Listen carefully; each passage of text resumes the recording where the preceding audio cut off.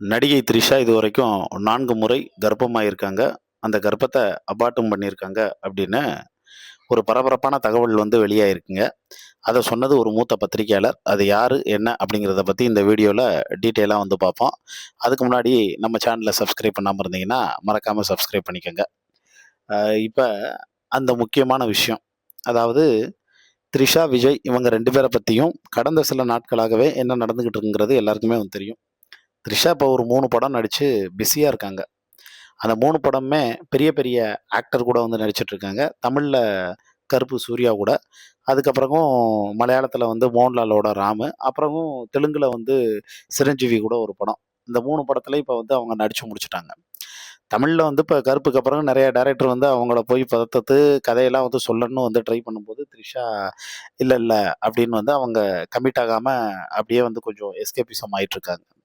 அதனால தான் கடைசியா வந்து வீடியோவுல கூட நெறைய பேர் வந்து சொல்லியிருந்தாங்க, த்ரிஷா வந்து சினிமா விட்டு விலகுறதா முடிவு பண்ணிட்டாங்க. முழு நேரமா அடுத்த அரசியலுக்குள்ள என்ட்ரி ஆக போறாங்க.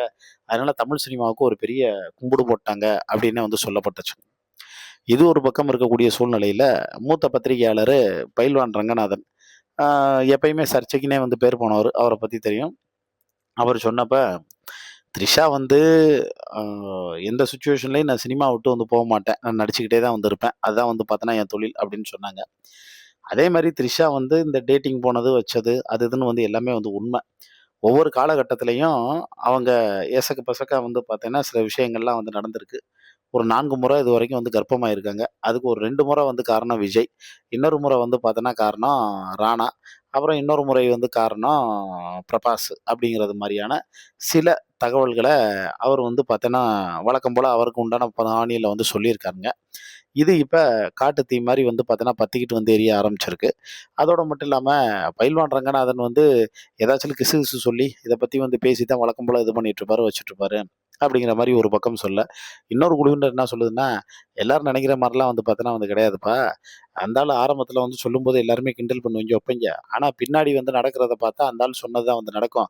அதனால எங்களுக்கு என்னமோ அந்த ஆள் சொல்றதுல வந்து உண்ம தான் வந்து இருக்கு.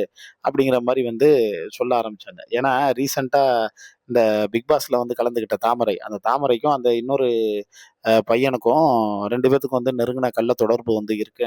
அவங்க 2 பேருக்குள்ள அந்த ரிலேஷன்ஷிப்லாம் வந்து பார்த்தோன்னா இருக்கு. இப்ப இந்த கரகாட்டக்காரி வந்து ட்ராமா பண்ணிட்டுருக்கா, வச்சுட்டுருக்கா அப்டின்லாம் சொல்ல ஆரம்பிச்சோனே, தாமரை வந்து பயங்கரமா கோவப்பட்டு, "கழட்டு பயலே உன்ன செருப்பால அடிப்பேன்டா, நான் கிராமத்துக்காரரா" அப்புட்றா அப்புட்றான்னு வந்து பேசியிருந்த அந்த வீடியோவும் பலமுறை வந்து பார்த்தீங்கன்னா, பயங்கரமா வந்து வைரல் ஆகப்பட்டுட்டு இருந்துச்சுங்க. இது ஒரு பக்கம் இருக்கக்கூடிய சூழ்நிலையில, மே மாசத்துக்கு அப்புறமும் விஜயும் நடிக்க ஆரம்பிப்பாங்க, த்ரிஷாவும் நடிக்க ஆரம்பிப்பாங்க. 2 பேரும் ஒண்ணாவே சேர்ந்து வந்து நடிப்பாங்க. இப்ப அவங்க 2 பேருமே ஒரு சின்ன பிரேக் எடுக்கிறதா வந்து பிளான் வந்து இருக்கு.